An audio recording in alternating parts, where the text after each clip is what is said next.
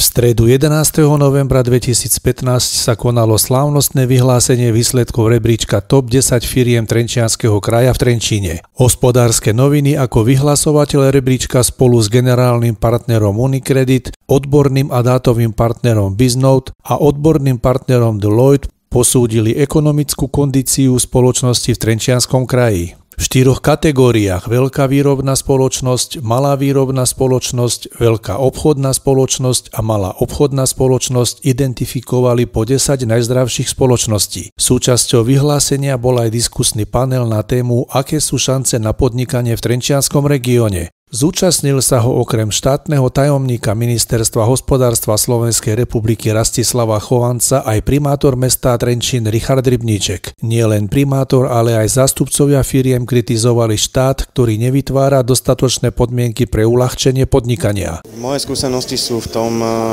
že keď povedzme investor príde a povie, že chce pozemky a napríklad vyberie si aj pozemky, ktoré nepatria zrovna samospráve, ale patria napríklad Slovenskému pozemkovému fondu, tak existuje hrozne dlhý proces, kým sa napríklad tie pozemky zo štátu prevedú na samosprávu. Potom je napríklad obrovská komplikácia, keď riešite nejaké siete, či sú to plyn, voda a tak ďalej, že spoločnosti okolo ktoré som SPP a tak ďalej, je hrozne zdĺhavý proces rokovaní, veľmi dlho trvá rokovanie o rôznych povoleniach a tak ďalej.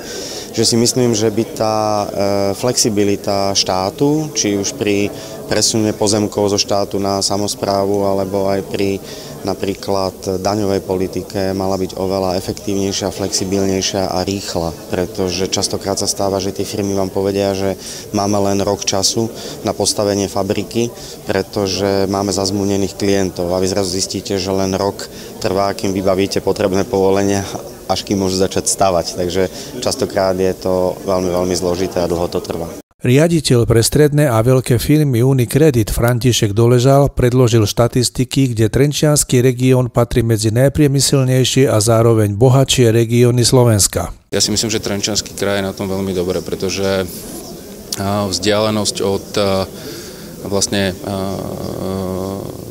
tých vyspelejších krajín Európskej únie, Nemecko, Rakúsko, zároveň od krajín Vyšehradskej štvorky, či je to Maďarsko, Poľsko, respektíve Česko, je v porovnaní napríklad s Prešovským krajom určite lepšia. To znamená, dostupnosť tých trhov je určite pozitívnejšia.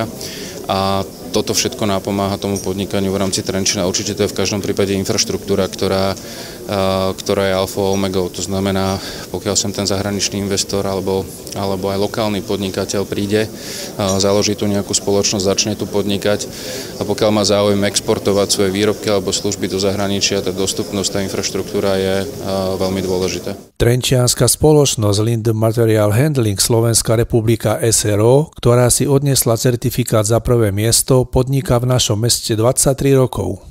Tak v prvom rade ma to ocenenie do istej miery príjemne prekvapilo, ale beriem to ako ocenenie pre prácu mojich kolegov a našej firmy.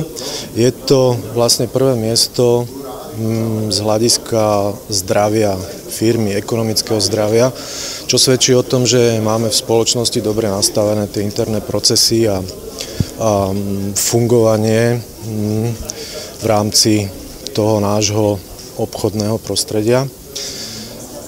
Čo ma teda teší, je za tým kus práce mojich kolegov, všetkých vo firme, takže som veľmi hrdý na toto ocenenie. Historicky sme tu 23 rokov na Slovensku, celý svoj rozvoj a expanziu, ak to tak môžem nazvať, sme si financovali z vlastných zdrojov, nepoužívali sme bankové úvery, čiže v tom je to naše zdravie tej spoločnosti.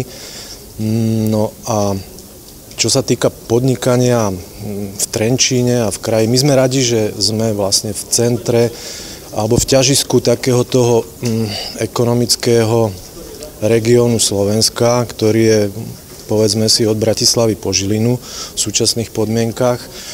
Je tu vybudovaná dobrá infraštruktúra dopravná, komunikačná, takže máme blízko k svojim klientom a svoj rozvoj určite budeme viazať na tento región a na mesto Trenčín aj v budúcnosti. Otvorenej diskusii si podnikatelia na záver želali väčšiu podporu od štátu na odbúranie byrokratického zaťaženia firiem. Znižovanie byrokracie a administratívnej záťaže je jedna z priorít Ministerstva hospodárstva. Podľa analýz, ktoré máme, je administratívna záťaž možno len vo výške 10%, ktorá je dnes možná na odbúranie. Chceli by sme napriek tomu znižovať tie rôzne papierovačky, ktoré podnikateľov trápia, či už tým, že sa bude zlepšovať informatizácia verejnej správy, alebo tým, že niektoré opatrenia možno vieme zlúčiť do jedného.